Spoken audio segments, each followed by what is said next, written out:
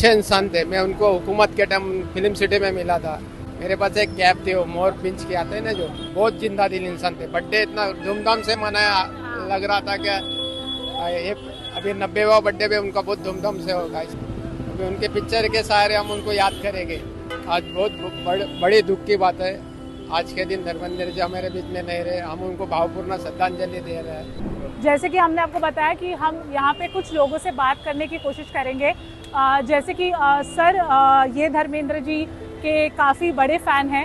अगर आज आप कुछ कहना चाहेंगे कि क्या महसूस कर रहे हैं और क्या कुछ कहना चाहते हैं? आज बहुत बड़ी दुख की बात है। आज के दिन धर्मेंद्र जी हमारे बीच में नहीं रहे। हम उनको भावपूर्ण श्रद्धांजलि दे रहे हैं। पिछले साल हम उनके घर गए थे, उनके बर्थडे पर 8 दिसंबर को बहुत धूमधाम से बर्थडे बनाया गया और केक वगैरह खाना भी रखा था उन्होंने, पानी भी अच्छा, बहुत अच्छे दिल के थे। दोनों बेटे भी आए थे बाहर। आपने कहा आप उनके घर गए थे, क्या रिश्ता था? फैन थे, उससे ज्यादा थे आप? फैंस थे और उन्होंने इनवाइट किया था आप लोग को? वो हर साल सबको मिलते हैं, हर साल।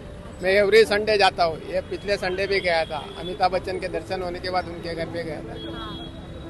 तो क्या याद है, जितना भी आप उनको जानते हो, जिसे किस तरह के इंसान थे? कोई एक ऐसी खास बात जो दुनिया शायद नहीं जानती है लेकिन आप दुनिया को बताना चाहोगे उनके बारे में? धर्मेंद्र जी सूर्य के बहुत बड़े फैन थे। उनकी एक फिल्म 160 बार उन्होंने देखी। ये न्यूज आज तक किसी को मालूम नहीं। और कैसे इंसान थे, अगर कुछ उस बारे में बताना चाहें? बहुत अच्छे इंसान थे। मैं उनको हुकूमत के टाइम फिल्म सिटी में मिला था। मेरे पास एक कैब थी, वो मोर पिंच के आते हैं ना, जो उनको दिया था, खाली ऐसे मजाक में उन्होंने पहने थे। बहुत अच्छा लगा।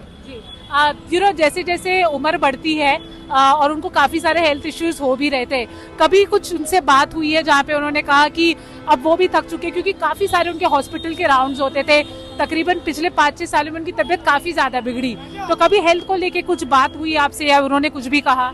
नहीं, कुछ वो मनोज कुमार के निधन पे आए थे, तभी उनको देखा था मैं। अच्छा। चलते हुए आए थे। घर पास में ही था उनका। बहुत लेकिन जब भी मिले, लास्ट टाइम भी मिले, एकदम जिंदा दिल हो के। बहुत जिंदा दिल इंसान थे। बर्थडे इतना धूमधाम से मनाया, लग रहा था कि ये अभी 90वां बर्थडे पे उनका बहुत धूमधाम से होगा। ऐसा क्या प्लान था? कुछ पता था आपको क्या प्लान था उनके बर्थडे का, 90 बर्थडे का? बहुत ही धूमधाम से मनाना की उनकी इच्छा थी। अभी ऊपर वाले को जो मंजूर है वही होगा। और जब आखिरी बर्थडे जो मनाया था, डांस किया था उन्होंने, कुछ बातें बोली, किस तरह से पार्टी हुई थी? डांस नहीं किया था, लोगों को मिल रहे थे, हाय हेलो कर रहे थे, सबको नमस्ते कर रहे थे। बहुत ही अच्छे थे दिल के। किस तरह से याद अब आप अपने उन्हें दिल में रखे? अभी उनके पिक्चर के सहारे हम उनको याद करेंगे। Thank you. God bless. तो जैसे कि आप जानते हैं कि ये है वो सारे लोग जो हमारी तरह धर्मेंद्र देओल जी को याद करेंगे।